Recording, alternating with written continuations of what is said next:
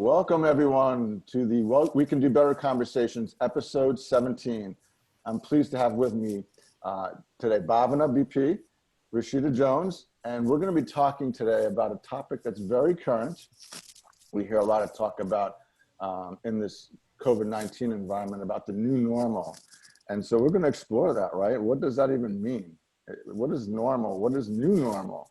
And how might we look at this differently in terms of what comes next, right? And so I recently wrote something on this topic and was inspired to do so by the language used and my perception of it to try and help people, invite people, not help people because it's an invitation, invite people to see differently about what does normal mean, and is normal really what we want? And what is it that we want, and how do we help create that? So with that, Rishita, let me invite you in to kind of share your perspective on what is this new normal, and what is this thing we're looking to have that comes next? What does it look like? What is it? My husband actually asked me that same question 2 days ago, and we were just going to bed, and he said, what's happening? What are we going through? When are we going to get over this? And what does the new normal look like? And I looked at him, and at that moment, I said, I don't want a new normal. Why do you crave a new normal? Because normal is comfort. Normal is, we're creatures of habit, right, as humans. And we want to know what it is, what's coming. We want to control. So this need for control is what makes us crave a normal. And I said, actually, normal just puts us back into standards, back into boxes, back into expectations. We're chopping away at people, their individuality, their differences. And it's actually undoing everything that this crisis has actually, has gotten on the way. So I hope there is no new normal. I don't want a new normal. Okay, so if it's not a new normal, Bhavna, let me bring you into it. What is your perspective on this new normal, and what are your experience with what's been going on in this concept of new normal? The first thing that I understand is this new phrase which has come into place is new normal. So I don't know what this new normal is or what it brings, because it's all about changes, right? It's all about how we perceive things and how things unfold themselves. And this current pandemic has brought in a lot of changes in everybody's life, and what we have seen all through has completely been shattered or maybe turned into a different direction, and maybe people cannot handle it. That's what they call new normal. And there are a set of people who want to go back into doing the same old routine, the same old things that they've always done in their life. And there are some of the other people who find comfort in what they're doing now, and this living in a situation which is yes, of course, threatening to many, and yet you're taking each day as it comes by, and probably that's the new normal, and you're living it fully. You're living every moment of it. That's the new normal that I see. And when it comes to my own personal thing, I would say that I'm perfectly abnormal, and I really enjoy being that. I love that language is perfectly abnormal. I was like, aren't we all perfectly abnormal? That's another way to say unique, right? Perfectly abnormal, because yeah. It's true, right? And yet we aspire to normal, right? And we're kind of wired to be totally, absolutely everything but normal, right? And while I appreciate the shared humanity and the sameness from that perspective, so that we can accept one another and our differences and come together in a better way. I don't see the value. I see the comfort. I get that whole piece of it. I think we are creatures of comfort. There's this notion of coming back to comfort, like Rashida was pointing us to, and this need for control and being able to have the answers and to be right and all these kind of human things that in terms of how we were initially wired with our reptilian brain and how that works. But what about the demands of now and the 21st century in 2020 right now,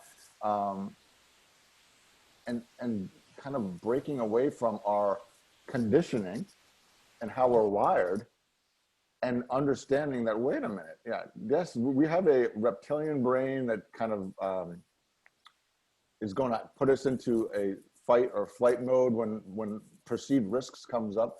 So it gets me thinking about, okay, well, perceived risk is different in 2020. It could be cybersecurity. It could be someone's hacking my internet. It could be, these other things.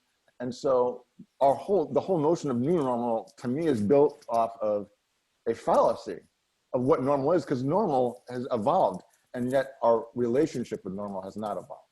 And so that's the invitation I see for us is, what if we're in terms of what comes next and the forward-looking aspect of things. I think the pause from this current devastating, insidious situation that we have right now, it's bringing up a lot of awesome things. We've seen nature changing and resetting because of the lessening of human activity, right? There's less cars driving, less pollution. All these things are happening positively. And so nature's kind of showing us the way. And so with that, people are resetting. It's like, oh, wow, you know what? I'm working from home, not so bad. I can be more productive. And then our bosses and leadership are saying, wow. And we were on the Humans First call yesterday, the friendship bench. And one guy that was on there was sharing a story about a client saying, this client before this ever happened was totally against remote working, absolutely 100% against it. Now you have no choice. Okay, fine. So he had to kind of acquiesce. After 2 months, he got the data on what was happening. It was improvement all over the place. And yet when this guy was working with his client and asking him, so, what happens after this? And he's like, well, we're going back to where it was before. This is okay for now, but I'm going back there. And 2 months worth of data that says better, better, better, better all over the place. And so it's like, okay. And so we're always in choice, so you understand that. But where's the opportunity? What's going on there? And it's back to this notion of control and needing to be in control and maybe a little bit of uncertainty. And that's human and you can understand it. But we're going to invite us to see differently, right? This is what this conversation is about, seeing differently. And what if it was about creating and not wanting to go back to normal, whatever that is, or create a new normal, but it's to create a new shared reality that serves all. And then all includes the planet. It's like the environment where we live and the other people on the planet, right? And so humans first, right? All directionally moving towards this. We've been moving towards it for a while. And beyond, even before humans first, there's been many of us kind of wanting to bring more humanity to the workplace, to families, to communities, and to our relationships. And so what do you see as the invitation, and what would this new shared reality look like in terms of your perspective and what you're seeing? What is working now in terms of things you see, and how might we help sustain those past just the time of the COVID? Rishita, what do you see? I see a factory reset on humans. I see a reboot. We're wiping out our conditioned states, returning us to our original state. And I think this is actually quite wonderful because, you mentioned the regeneration of our ecosystem. Whilst our life, or whilst we've been on pause, everything else actually has continued, and its growth, it's growing, it's revitalizing, it's regenerating, it's it's fantastic to see, so much life sprout, in these circumstances. And it made me realize actually how this regeneration is coming to us as humans. It's made us sort of wipe out our conditioned states, and it's allowed us to create space and room to download new, apps and new software, empathy, compassion, forgiveness. I mean, just thinking about my work and team, we've come closer. We connect on a daily basis. We have conversations that we've never had. We've had a sneak peek or a preview into their personal and private lives. I know what their living room looks like. I know their pets and the names. I received a bunch of flowers just like that 2 weeks ago, just to say thank you, and so great to have you. We are seeing an opening up, of our human connection, because actually what it's done, what is a factory reset? What do we crave? What do we need as humans? We need connection, emotional connection to one another. We have an inherent desire to care for others, to help with their well-being. and to contribute. Actually, we want to contribute to a higher cause, to a higher purpose. We want to. This is how we get our sense of self-worth. And actually, what this crisis has done is given us this. And actually, in every crisis that we've lived through, humans have come together, and they've actually, it's like social glue. That's what's happened, and we weather it together, and that's what I see. See a human reboot in that sense. I love that. And social glue, another good term. Great wisdom there. And factory reset, right? It does. It's a reboot. It really feels like that. That's at least the opportunity and the invitation. And Yes. I get curious about, you talked about your team has come closer, and you talked about how, but what kind of, why did it happen here, and why wasn't it necessarily happening before? What's different? The difference is that when you're in the office, you don't have time, right? You're running from project to project, from meeting to meeting. No one gives you the space. No one gives you the time. There's no breathing opportunity. You don't have time for each other. You don't even, I'm someone's talking to me and I'm looking at my screen. It's awful to think back that this is how we behaved. How I behaved. And what this has done is put a stop to all that. When I'm talking to you, I'm looking at you, looking into your eyes. I see you smile, you see me smile. We're connecting, even though we're virtual, in this conversation. We're close, actually. I'm seeing you, you see me. My daughter comes into the conversation sometimes, and she waves. Our walls have come down, right? We're showing ourselves up the way that we are.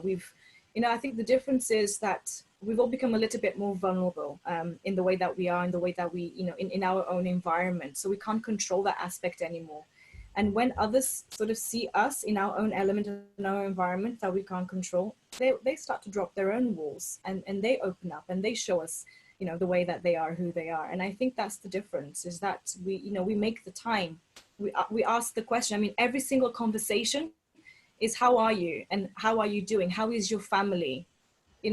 And how often do we do that? That's basics again, right? Back to the beginning, right? It's back to the basics. It's like we shed the conditioning and get back to who we actually are. How are you? And caring. Because there's that distance of physical space. And you mentioned time too, and you talk about making the time. And I think we get in the office, we get conditioned to go, go, go, go, go, go, go. And it's like, we don't make the time. We don't prioritize. How are you, Rishita? How are you, Bhavna? How was your weekend? Because that's viewed as wasting time. I'm wasting time. I don't have time. Too soft, right? Too soft. Yeah. And yet, when we are able to see people in their home environment, there's a vulnerability there. It's interesting, right? Vulnerability. And you made me think about vulnerability and this whole notion of work mask, right? And everybody's going in there and they're putting on their face and whatnot to survive. And now just Zoom and the screen here is like, it's like an eraser for the work mask, because now it's like, here, come see me. This is my home environment. This is who I am. And empathy and other things for people, and caring for people, like connection. It's interesting, you talk about connection, because everybody's like, oh, I wish I was, and we all want to be in person and kind of hugging and doing that. But this notion of that human connection can happen virtually. I did a workshop, for lack of a better term, for my co-working space a couple of weeks ago. And I kind of reflected on when I was actually going into the co-working space, how I would go and do my thing, but not talk to a lot of people. And this is over a period of months. Just because I was doing my thing, I didn't want to interrupt other people. Sure. I would record these sessions there. And then I get on one call with about 25 of them, and I've met 25 people in an hour. And I got to know, and we start to form a relationship there. And so this notion that you can't build connection, I think from virtually is a fallacy. It's, again, how we choose to look at it. So I love your point about this factory reset and what the offering is there. So Bhavna, what are you seeing in terms of this factory reset and the social glue that this invitation is happening right now from this current situation? Couldn't agree more with Rishita on many, many points there, actually. The factory reset is something that's fantastic. Actually, we're going back to who we are, who we truly are. And knowing who we truly are again comes from within. So what I see, how I see is that humans have had a lot of catastrophes along the way, right? Since the time we have been on this planet, and each time I guess this entire species has come together as a community, has worked together because we are social beings. And yet, this point in time, when we say that there are no hugs, there are no handshakes, and there are no people actually meeting each other, perhaps could jeopardize that kind of a relationship. And yet, we don't see that happening. It's actually grown more. It's the connection has grown, and there's more humane connection as I see it. There are people who have made time. They always had time, and yet they have only been now noticing that they have more time to talk to people actually and get to know them better.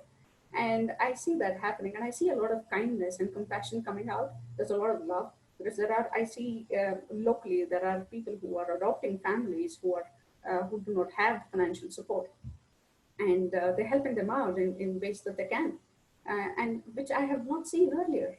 And this side of human nature is only coming up now, and I'm not, or probably I'm only noticing it now. So it's kind of made us slow down and take note of or observe things for the better. And it's only now that we are maybe noticing that we have more time for ourselves and for our passions, for our interests, for our self-care, and also make time for the community, for the people at large. And as you actually pointed out, there's more connection between people and their teams as well, because you get to know their families better. You get to know what happens. You've always been, probably there's a boss who says, why have you been late? And who somebody doesn't understand that there's an ailing parent at home, and now they know the actual reason, and they could be more supportive of that. And it's more like getting to know each other better on a heart to heart level or a soul to soul level than just a mental intellectual plane.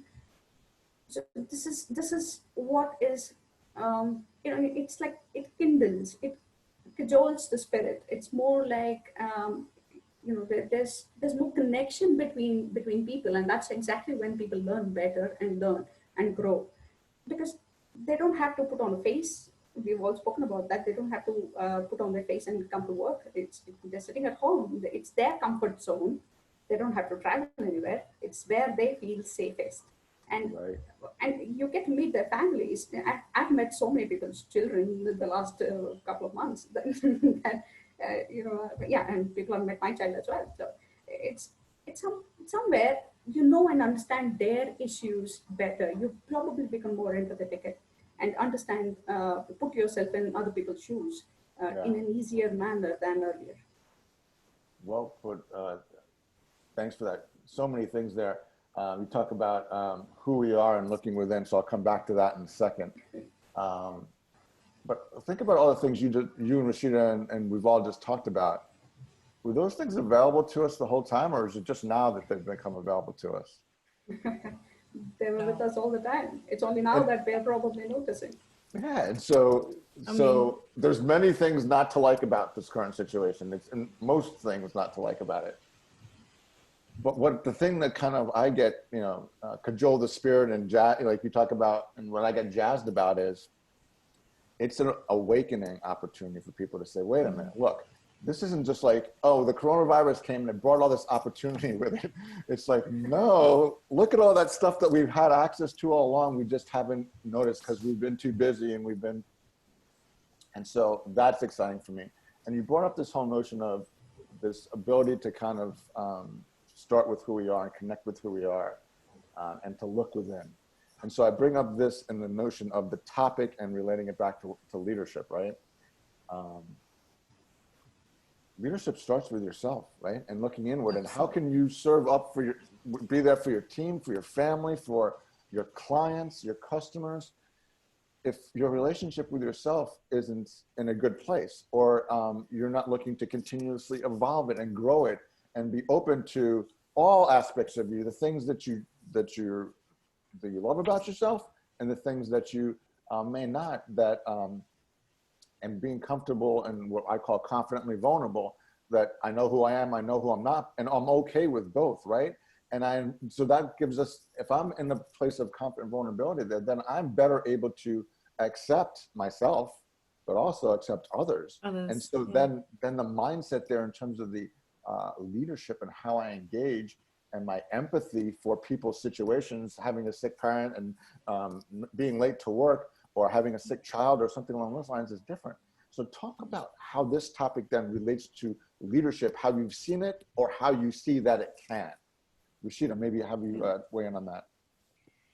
There's a few things about this topic that I love, because we're all energetic beings, right? We're energy, and how we see ourselves impacts how we see others, how we treat them, and then how we're treated as a result, right? And this sort of takes me to the social psychologist in the 1960s. His name is Douglas McGregor. And I'm not sure whether you've heard of him before, but the idea that a manager's attitude has an impact on employee motivation was proposed by him in the 1960s, and it's still relevant today. And he proposed two contrasting theories: Theory X, which is about the control and command management style that we know of. And then he also proposed the contrasting theory of that, which is Theory Y, which is the participative one. And this is the shift that I'm seeing, that if our managers see individuals, as they're only here for the money, they are not motivated, I don't trust them, and they can't think, this is how you manage them. Then you impose that authoritarian control, command and control style. But if you see individuals as capable, as motivated, as they're inherently good, then you will treat them totally differently. You will lead in a different way. So I think this notion goes way beyond that. It goes to also how we view others. And this sort of Theory X is super, super interesting. And, when change is sort of this constant, when constant change is the new normal, the idea that what was successful in the past, command control, in that type of, life and businesses that we ran, it's no longer of guide what will be, successful in the future. And I think that's sort of one of the things that I think we need to be aware of. So, when we are able to practice self-compassion, forgiveness, be empathetic, we're able to be more graceful. We're able to be more gentle and more forgiving, actually, of others' weaknesses as well as our own. We can show up, who we are, and that way we invite others to show up and be who they are. And that brings psychological safety in an organization. And when you bring psychological safety, when you lead with love, then you give people the opportunity to be themselves, who they are, to be creative, to be engaging, to feel. So yeah. Love that. Lead with love, right? And leaders go first, right? And vulnerability, it's uncomfortable. And so you can understand why a person, a leader's a person too, right? So that going first, and it's uncomfortable. But think of the impact. Sorry, I was going to say, I think leadership is too important to be left just to those at the top, right? We're at the era that it's about self-leadership. And if we can apply love in the way that we lead with each other, and I've got a little acronym, so love, listen authentically. If you can listen authentically to each other, not just to what people are saying, but also the things they're not saying, we need to be optimistic. So believe in your ability to succeed, self-belief. Have the courage to be vulnerable, right? So, give yourself the permission to be who you are and give others the opportunity to show up as well. And empowerment. So become this source of empowerment by believing in yourself and by working, towards the things that you want to achieve, by allowing yourself to go back to your normal state. So if we can all, lead with this, with love, then we are creating, much happier. We're creating the world to be a much happier place, because we're seeing others as we want to be seen. Bhavana, thoughts? Yes, that's beautiful, actually. You left me speechless there. So yeah, for me, not just leadership, everybody has to become more self-aware if they are not already. And for me, being self-aware is of two things. One is how you perceive yourself. You're aware about what happens inside, what is happening inside you. And the other thing is you're also aware about your immediate environment and what it's teaching you. So that's your reality, right? The actual reality that's surrounding you. So for me, both have to be in balance, and you need to be aware of both.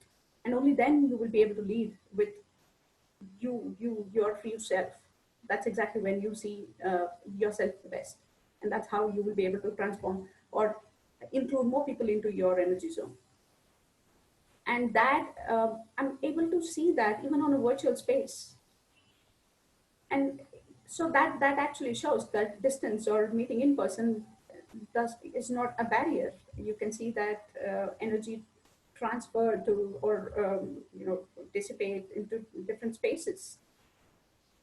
And as far as people-centric leadership or human-centric leadership is concerned, I see that this entire pandemic is actually bringing in fresh thinking, which is more aligned with working from home earlier, which was not even allowed to. You had to give a lot of reasons to even work from home. Even if there was a dire situation at home, you still had to give in a lot of reasons, and yet you would get rejected. So now everybody is forced to work from home. And I see that there are a few frustrated bosses because they're totally into micromanagement, and you can't have somebody. I had one person who stood behind my back and would actually read what email I was typing, and that is very difficult to work with. And I'm sure they're all highly frustrated with people who are remotely working now, and they can't have their control as such over anybody. And yet we see that you mentioned, Brian, so you mentioned that though the client had actually seen good productivity in the last couple of months by people staying from home or staying and working from home, they maybe these are the people who fail to notice that and who fail to see that there could be better things by working from home. So these are the HR policies maybe that the new workplace can have, but that they can incorporate. Because you actually see busyness, being busy is maybe uh, highly overused, and you don't know what people are busy with. Everybody's got the same number of hours in a day, and you don't know what prioritizes. What priorities you have in your plate today. Right. So it all again boils down to the same thing, right? Being busy is not being productive. Yeah, it's interesting, right? And Rashid was talking about leaders at all levels, and um, that's going to be the way forward. It's a way forward. There's multiple ways forward. The new reality, the new shared reality that I want invite us to look at is one where we look at leadership at all levels, because leaders are people, right? And if we look and lead from where we are, I see that as that gives us the opportunity to bring out the best of each person. And when we do that and respect each person's contribution, think about what that does for the team. And respect rather than fear. Oh no, Rashida and I are going for the same promotion. I can't tell her what I know because then I'll give her what I know. It's like that whole mentality is like, really? Yeah. No, Rashida's got excellent stuff. Bobman's got excellent stuff to bring. We all do. And what if we just kind of brought all that together and interdependently looked at how do we solve problems and move the business forward and create the environment and create the space for people to flourish. When our attention is moved to that instead of control and certainty and trying to get to certainty, newsflash, there is no certainty. Death and taxes, two things are certain. Other than that, there's no certainty. And so what is our relationship with certainty? It's not about uncertainty. It's what is our relationship with that? How do we choose to engage with that? And so you're talking about self-awareness, Baba, and we're talking about creating a new normal. I'm going to invite us to create a new shared reality. And how do we want to contribute to that new shared reality, right? What does that look like?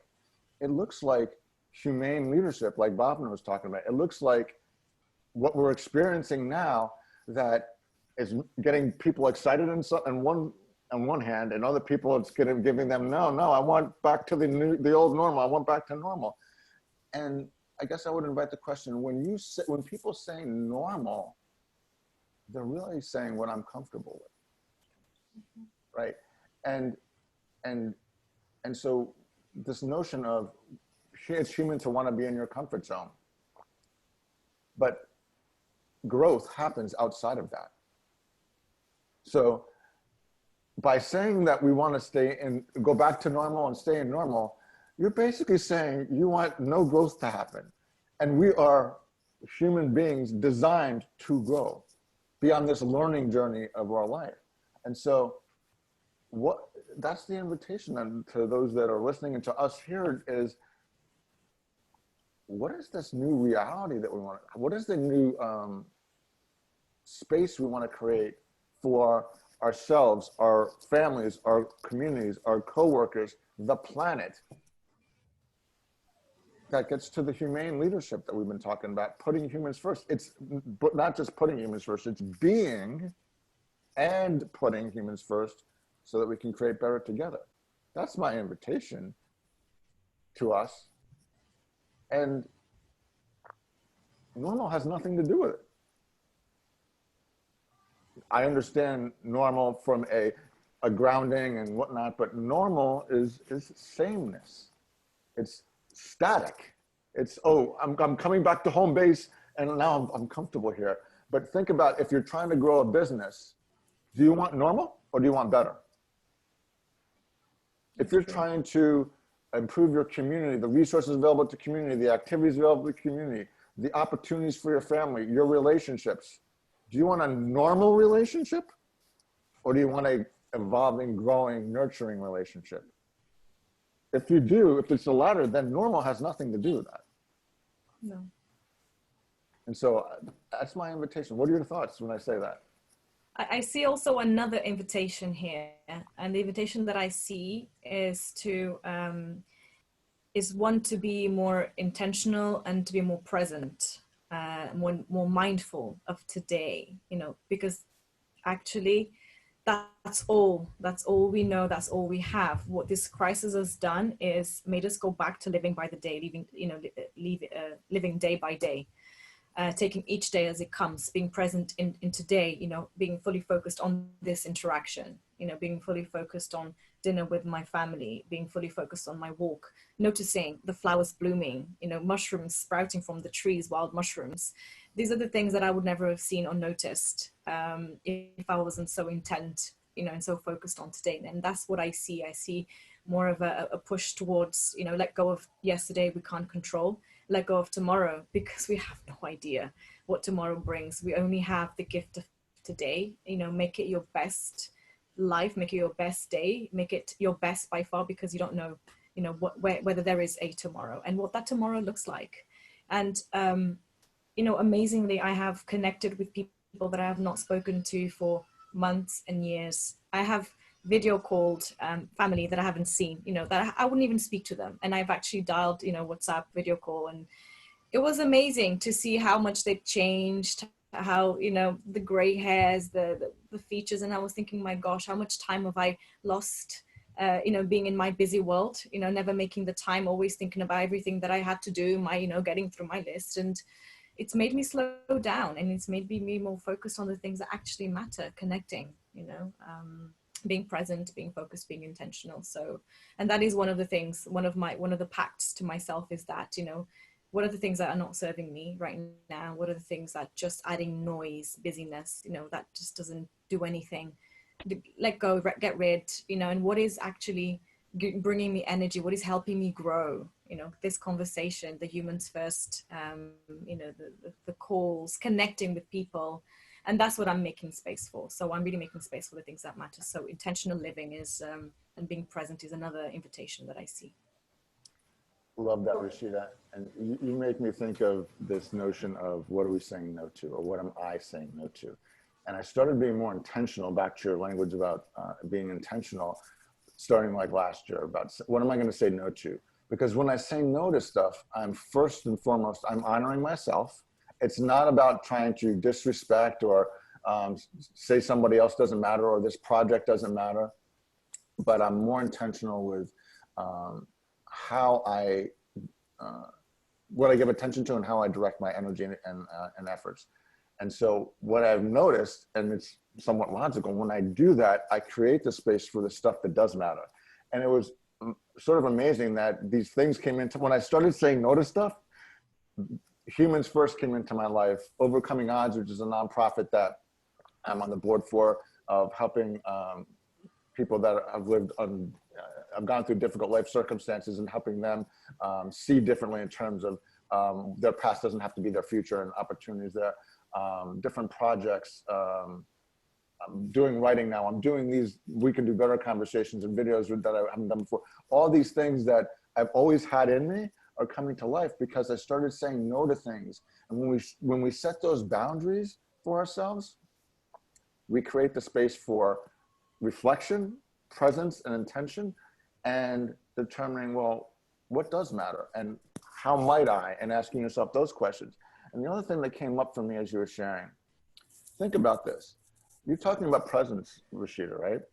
And we're talking about uncertainty, and we're talking about the future, and the future is uncertain, right? We can pretty much say that, right? We don't know what a minute from now what's going to be there. What is the closest thing we can get to certainty? Right now, present, what is. And so Yeah. if anybody needs any encouragement to get present and focus on the present, if you want certainty, guess where it resides? Yeah. Right here, right now, in the present. Right now. You have your invitation, right? And so I didn't make that Absolutely. connection, right? But like we crave certainty, and everybody's like, oh, mindfulness, presence. Why do we do that? Because that's as close as we're going to get to certain right now, because we can see it, we can feel it, we can be it. And so I thought that was interesting. You helped me think of that. And I'm like, and then what does that help us do when we're more present?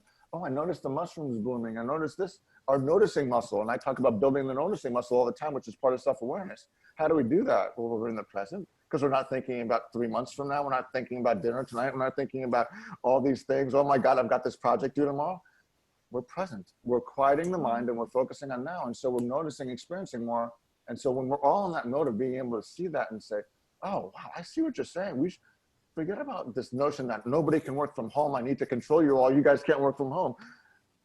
Look at what we can get done. We can get all this productivity and our cost, because we won't have to have office space now, maybe, so we can and the colleges won't have to have room and board. So what if we do digital online colleges now? Oh, the cost can come down. Instead of being $250,000 a year in a couple of years.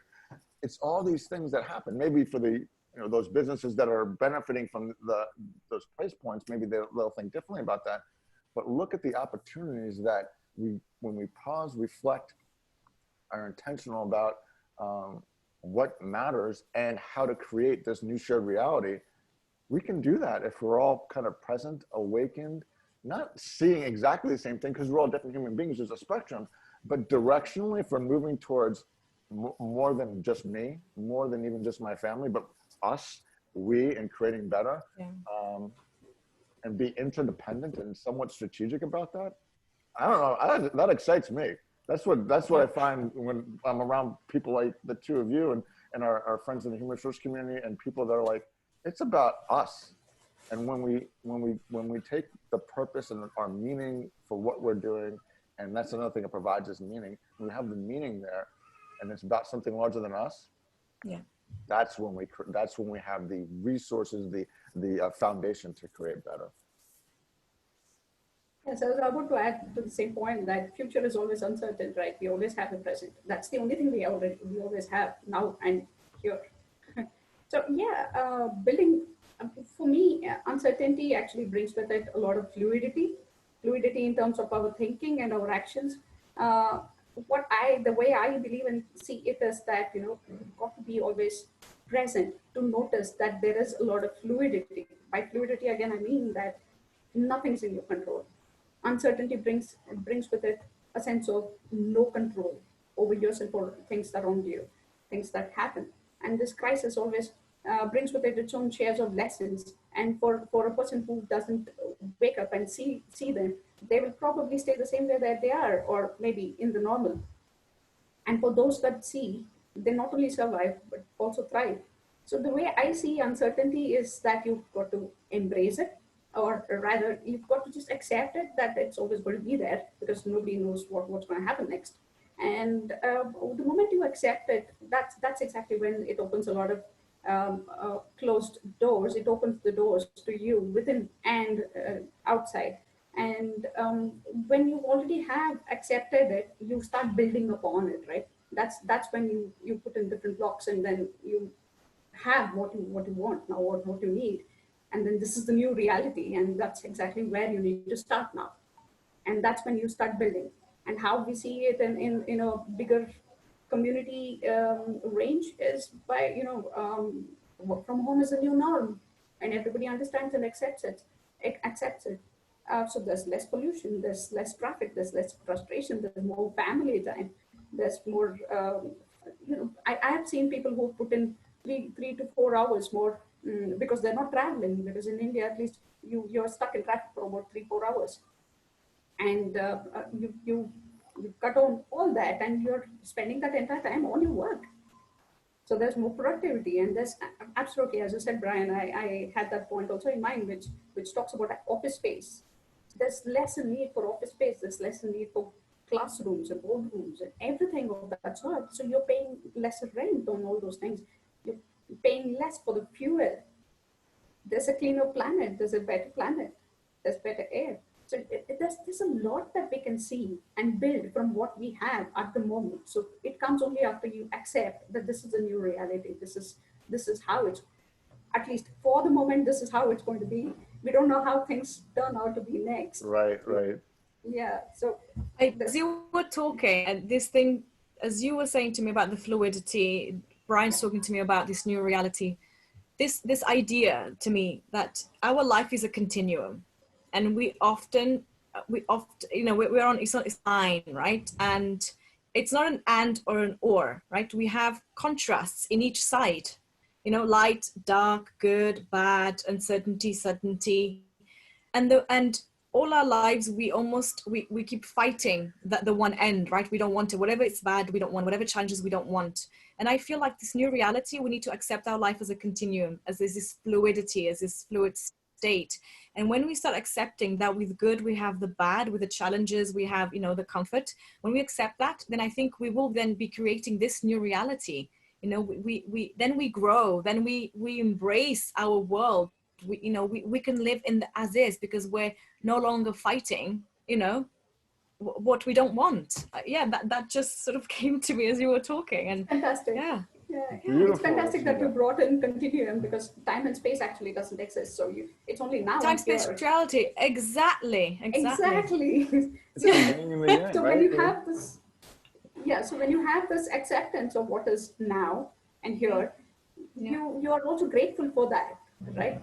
You start believing that this is how it is, and I'm really happy that it is. You're being grateful for that, and you start building blocks on that, and then that's exactly when you are yourself inspired to do better and to grow well, and you also inspire the one who is next to you. Love that. Oh my God! I just realized something else also, that we don't want a factory reset. We don't want a factory reset. That's not good enough, because what factory reset means is that our operating model is still the same.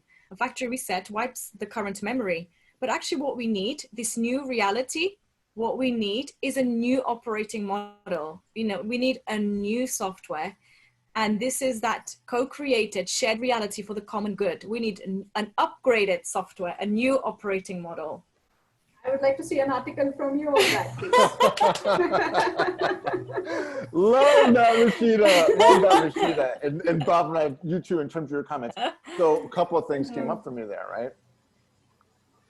You're talking about fluidity, and that got me thinking this whole notion of, think about mindsets of being right, having to be right. And there's just one way to do things. And then it's kind of like the duality, right? And then, oh no, well, there's many ways to do things: diversity, inclusion, and belonging, and equity. And how do we create that? We accept views outside of our own. So we're not holding on to and clinging to what we need, but we're accepting what is. Oh wow, Rashita's got a different perspective than I do. She has a different background. What if I got curious about that instead of clinging to what I know because it's comfortable? Back to the comfort notion again, right? And so it's not a reboot, it's a new operating model. Great language there. The other thing that came up, and we're noticing this with our COVID pandemic experience, right? Interconnectedness. And I'm not just talking about people, nature, right? We say, oh wow, we have a lockdown, we have a quarantine. People have to stay home. They're not driving cars. Nature resets. Nature shows us that we can do that as human beings. Human beings reset.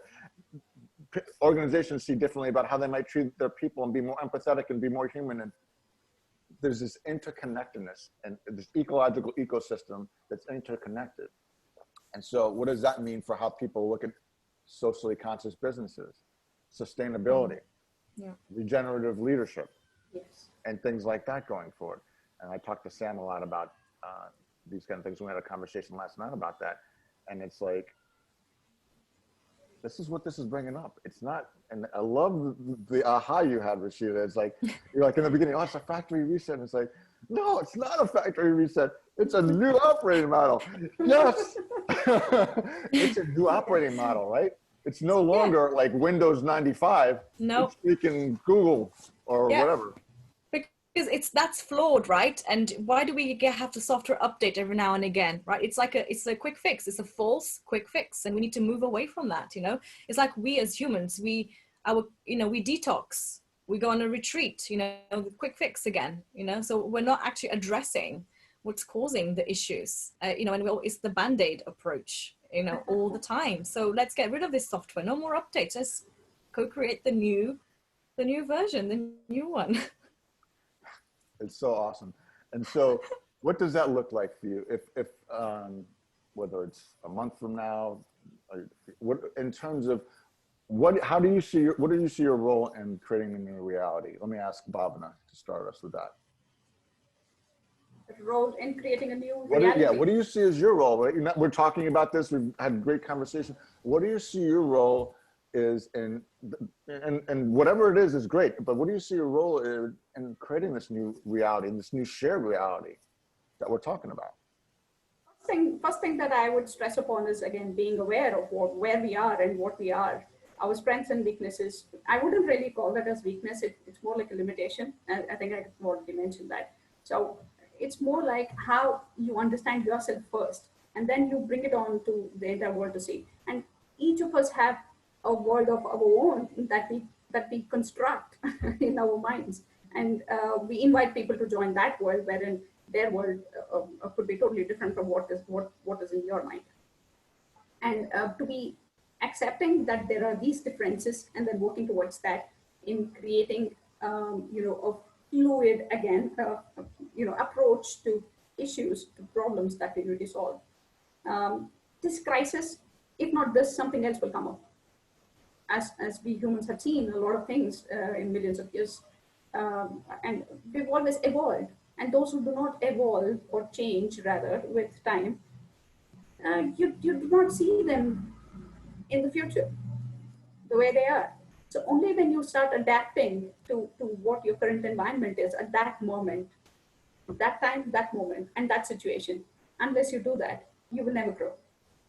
And you should always, in my opinion, it's always good to pause and to reflect on what your learnings have been in the past, and yet you see this in the new light. And then learn from that, because it's trying to teach you something. And unless you learn, you will never be able to apply that and grow. Thanks for that, Bob. Awesome. And you talk about adapting, right? And then so that gets me curious about what does it take to adapt? What things need to be in place, right? And we're talking about presence, we're talking about awareness, we're talking about noticing muscles. And so that's something that I got curious about. Rishita, what are your thoughts? For me, I want to bring more of myself, imperfections and all, that vulnerability, that courage to be vulnerable. I want to strive less for perfection, more for authenticity.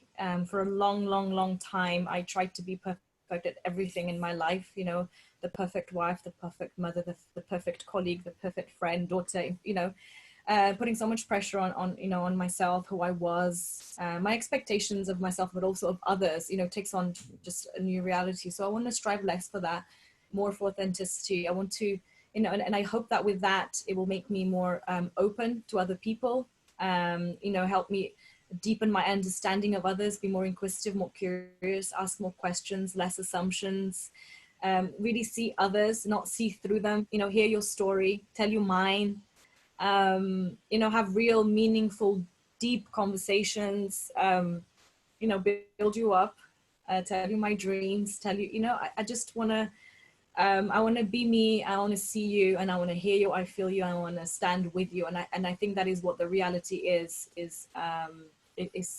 is moving away from this individualistic way of behaving, feeling, seeing, and being, you know, me first, to us actually. And I think me too is very important, you know, self-healing, compassion, forgiveness. That's important, so that obviously we can obviously give that back to others, but it's not me above you, you know, it's me and you. And that's what I hope to see more in the world. Rishita, I think that was like a mic drop moment right there. You talked about be me, see you, and stand with you. I'm like, that's like a tagline of some sort, right? That was like awesome. And me first, and moving from me energy to we energy. That's awesome. Love that. And so the new shared reality, it gets back to what you both have been kind of inviting us into.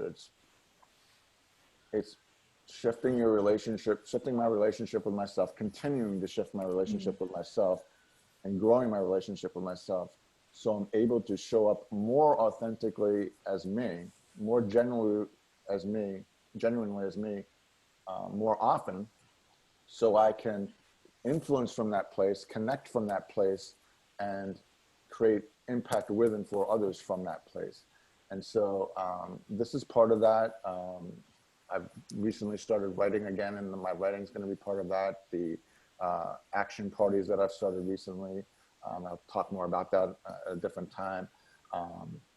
But it's creating impact from these insights that we have on calls like this through intentional, purposeful action. And that's whatever it means to you. It's not what it means to me, but creating the space, continuing to create the space for that to happen. And we've got some spaces like in this forum, and it could be humans first, or it could be thoughts and learning experiences like podcasts or whatever they may be.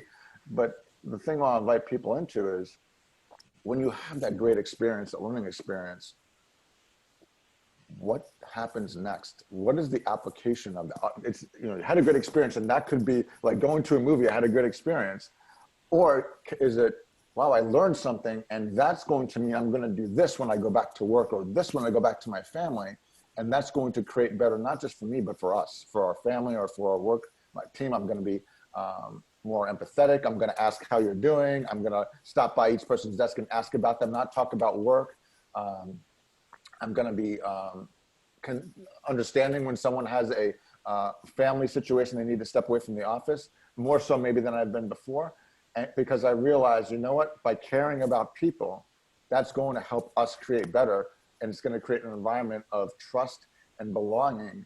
And hey, I want to bring my discretionary effort. And you know what, that work mask I've been putting on to work for the last however many years, when I have this environment of creating the conditions for belonging and trust and us, I don't need it anymore. So I'm gonna either destroy it, get rid of it, or tuck it away in a closet and hopefully never have to access it again. But that's the thing too. It's continuing to create the conditions by starting with myself, and hopefully being a light for people to kind of help see themselves and help them do similarly, so that we can create better together, starting with ourselves. And it's just the next step forward. Let's just start with the next step forward. We don't have to solve world peace today, but what can we do individually from where we are? And so with that, I'm going to thank you both for your time and your contributions today. One quick thing from either your learning or your insights that you'd like to leave the listeners with, or an invitation you'd like to leave the listeners with before we close up. Rishita. Trust in yourself, believe in you, and live your best, live your best every day. Wonderful. Wonderful. Live your best life. Live your best life. Nice. Yeah. Bhavana. Yeah. I would say be grateful for what you have at the moment. Live it fully, pause, reflect, yes, and learn and move. Love that, Bhavana. I'm going to have to say this. There's many things that resonated with me today, but this whole, it's not a factory reset, it's a new operating model. It's going to stick with me for a while. And that's exactly what we're talking about here, right? When we say new normal, what you're asking for is a factory reset. I'd invite us to think about that differently. I don't believe we want a factory reset. I believe we want to create together a new operating model that serves us and others and the environment so we can create better together. And so with that, I will thank you both. I invite the listeners to enrich and extend the conversation by putting your comments in. What are your thoughts about what we talked about? What other ideas do you bring to the table in terms of your experiences and your stories that will help us create this new reality together? And so look forward to your comments there. And again, thank you both. And we look forward to continuing to create the space and to take intentional action to create better together. Thank you so much. Thank you. Thanks to you too, Rishita. Beautiful points there. Thank you.